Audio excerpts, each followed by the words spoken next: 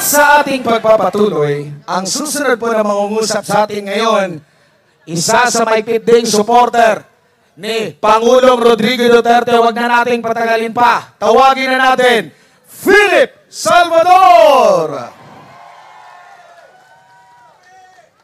Magandang gabi po, Pilipinas! Naku po, pag-akyat mo pala dito sa entablado, dito mo makikita kung ganong karami ang nagmamahal kay Tatay Digong.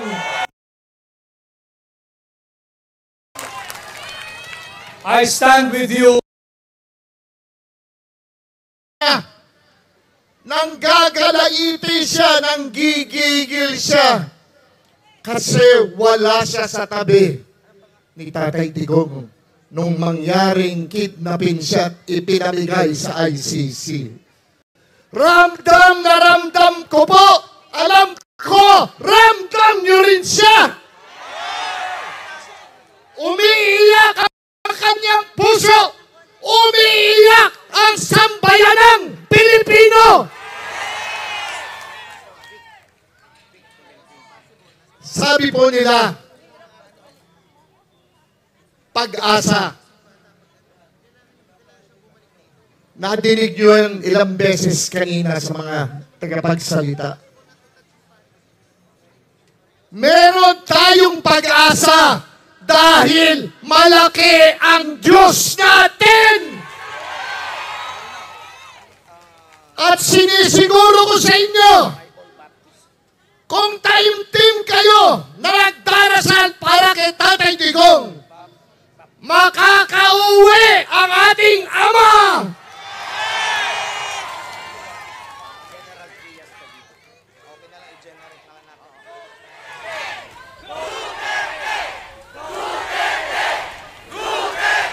Hinuhusgahan na nila si Tatay Digong.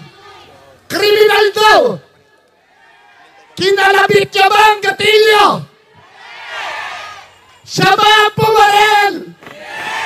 Siya ba ang pumatay? Hindi! Pero ano ginagawa nila? Ginagawa nilang kriminal ang ating Ama. Ang presidenteng pinagtanggol ang mga Pilipino, lalo na pinakamahihirap na mahirap.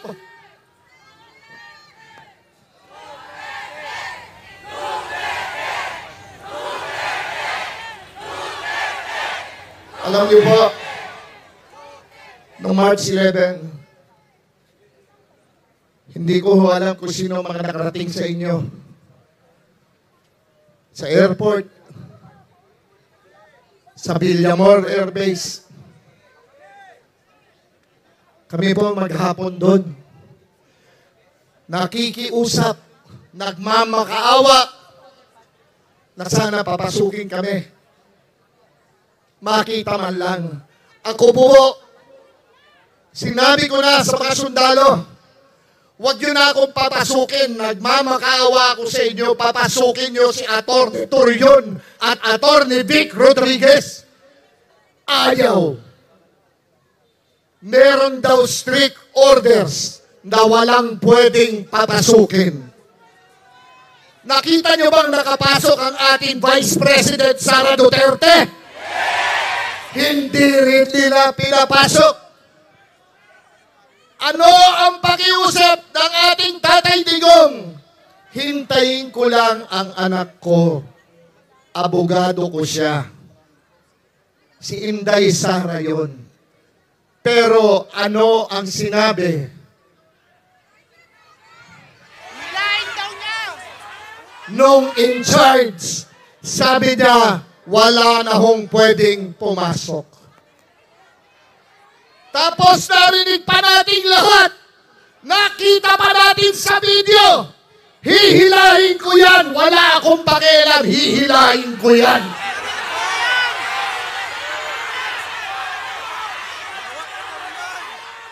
Ay, ito lang po, tandaan nyo. Hindi natutulog ang Diyos.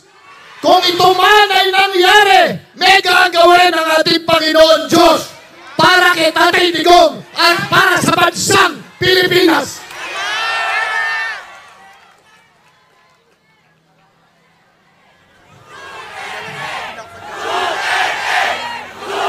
Ibalik niyo sa amin ang aming Ama!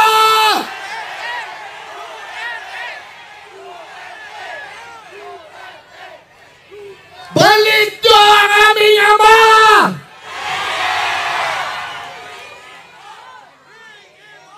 Alam niyo, lahat tayo nagdarasal para sa Kanya. Pero huwag niyong kalimutang ipagdasal ang ating mahal na Vice President Inday Sara Duterte. Meron pa ho mga darating. At alam ko, alam niyo yan. Nagpe-prepara sila para sa impeachment. Nagnakaw daw si Inday Sara. Naniniwala ba kayo doon? Ay, ito naman at sa akin. At sa 32 million na nagtiwala at nagmamahal sa ating Bibi Sara, walang magnanakaw na Duterte. Sabay-sabay, walang magnanakaw na Duterte. Walang magnanakaw na Duterte. Walang magnanakaw na Duterte.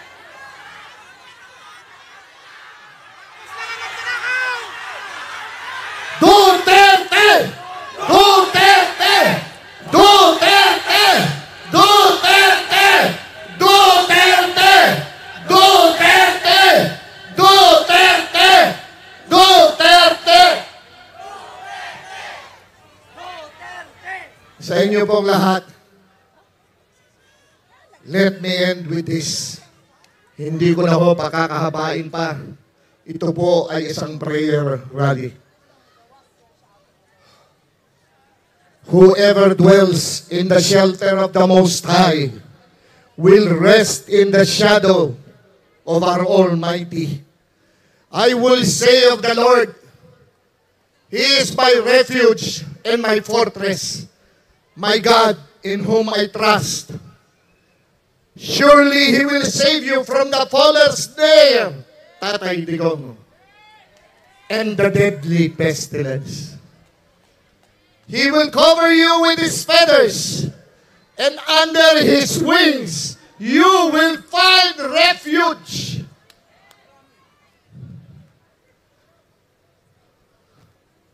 His faithfulness will be your shield, Tatay Digong, and your rampart.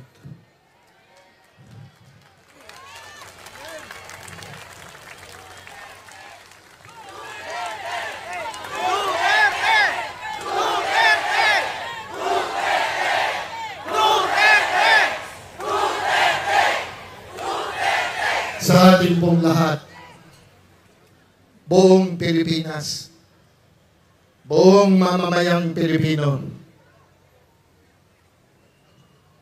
tandaan nyo, inialay niya ang buhay niya para sa ating lahat. Sino to? Sino siya?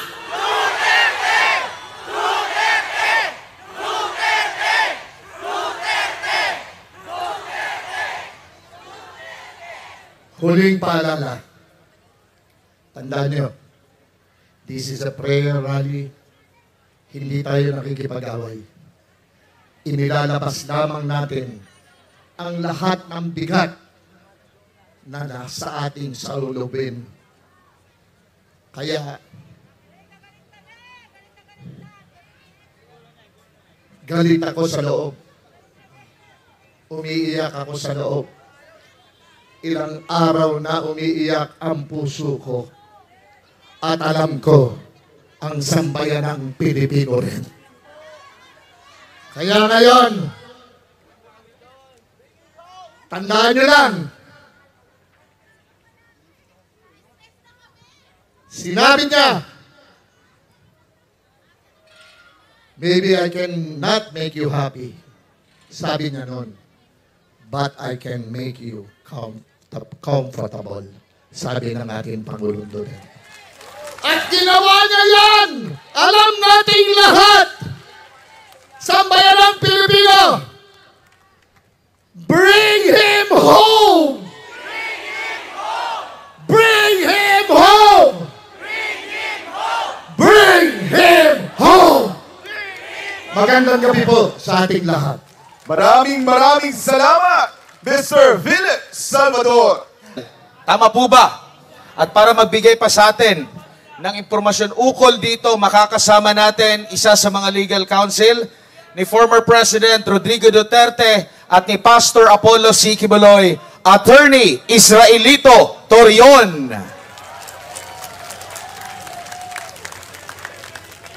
A'udzubillahi syaitanirrajim. Bismillahirrahmanirrahim. Assalamualaikum warahmatullahi wabarakatuh. Magandang gabi po sa ating lahat. Ako po si Attorney Israelito Torion. Ako po ang kinatawan ni Pastor Apollo C. Quiboloy, and for this evening also for the former President Rodrigo Roa Duterte and for Senator Bato de la Rosa. Meron pong mensahe si Pastor Apollo C. Quiboloy. Si Pastor Apollo C. Quiboloy at si Presidente Rodrigo Duterte, matagal na po silang kaibigan. Since 1980s po, hindi pa po kilala si Presidente Rodrigo Duterte sa buong bansa. Sila po ay kaibigan na, kaya nga gusto niyang ipaabot sa inyo na walang kriminal na Duterte. Walang kriminal na Duterte, gaya ng sabi ni Kaipe, wala ring magnanakaw na Duterte. Kaya nga gusto niyang ipaabot ito para ipaalam sa inyo na itong kaso na ito na nasa ICC na ay may pag-asa tayo. Bakit? Bakit may pag-asa tayo? Ikwento ko sa inyo, noong March 8 po, ako po at ang aking magandang misis pumunta po sa Hong Kong kasi po pasasalamat po kay Presidente Rodrigo Duterte ng mga OFW sa kanya. And then, pagkagabi, tinawagan ako ni Senator Bato.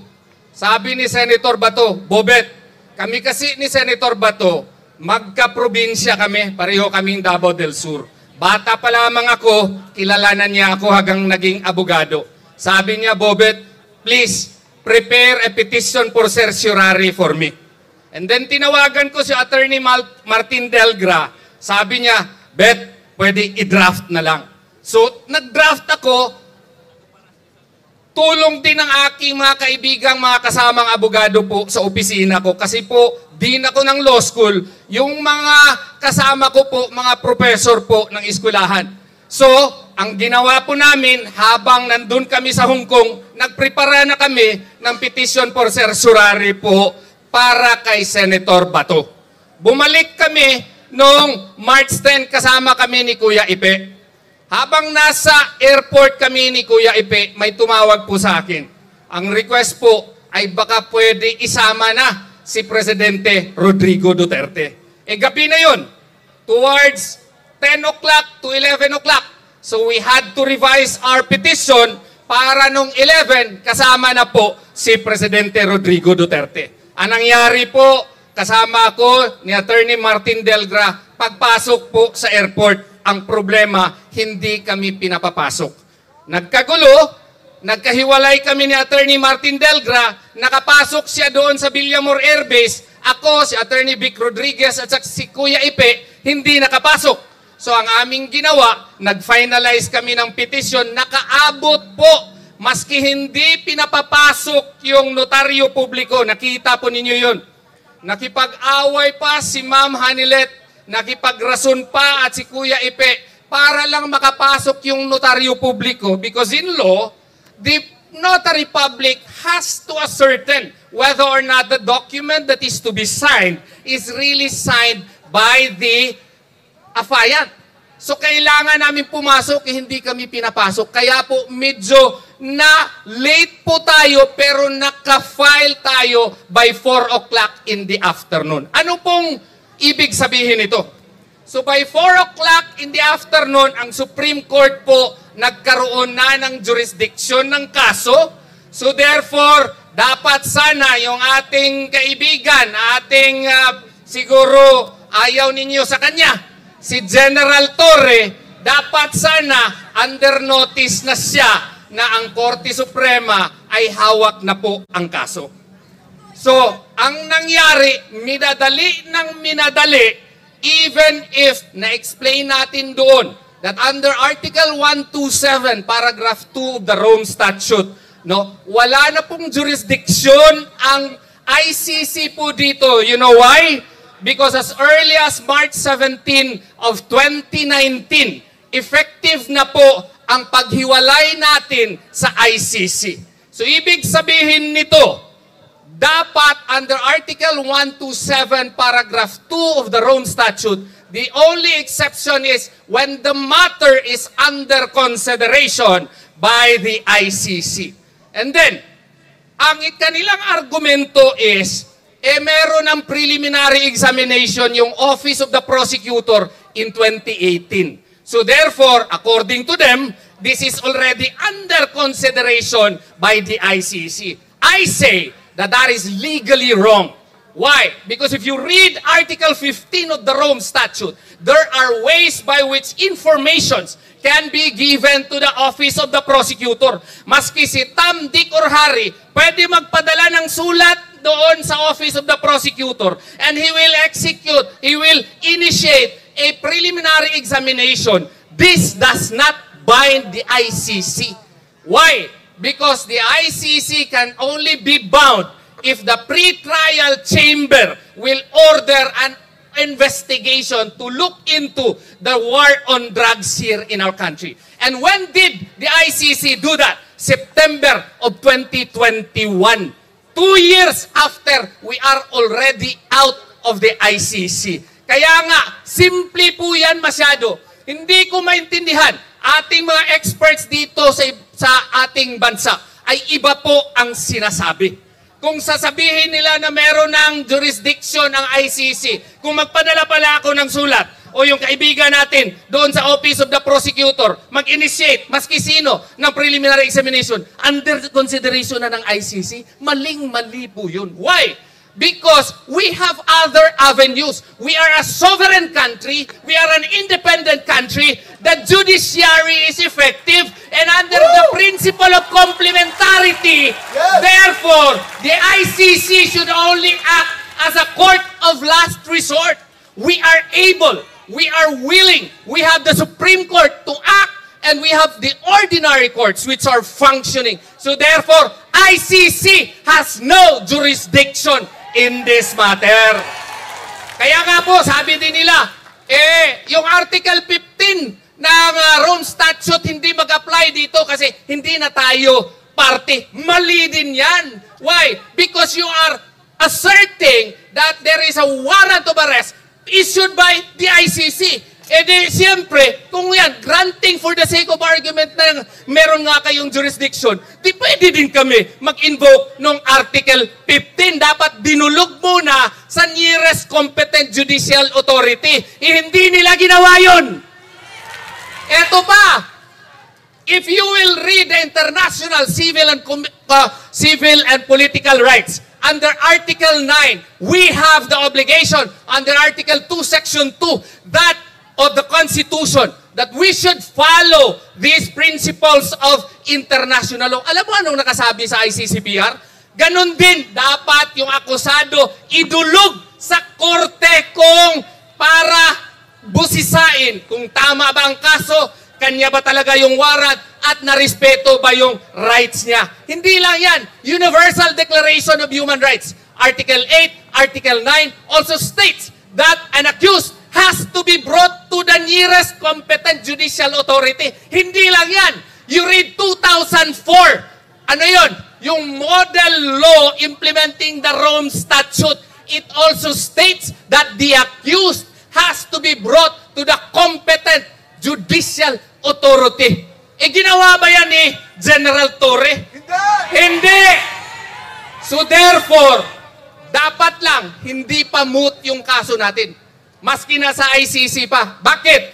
maka-order po ang Supreme Court sa mga respondents. Hoy, mali yung ginawa ninyo. You violated our basic laws. You violated the Universal Declaration of Human Rights. You violated Article 59. You violated the ICCPR. You violated the Comprehensive Model Law. So therefore, you should make proper manifestations doon sa ICC to oust the jurisdiction of the ICC. Di ba tama yun? Kaya nga, huwag tayo mawala ng pag-asa. Sabi ni Pastor, so long as the sun rises in the east, there will be justice. Duterte! Duterte! Duterte!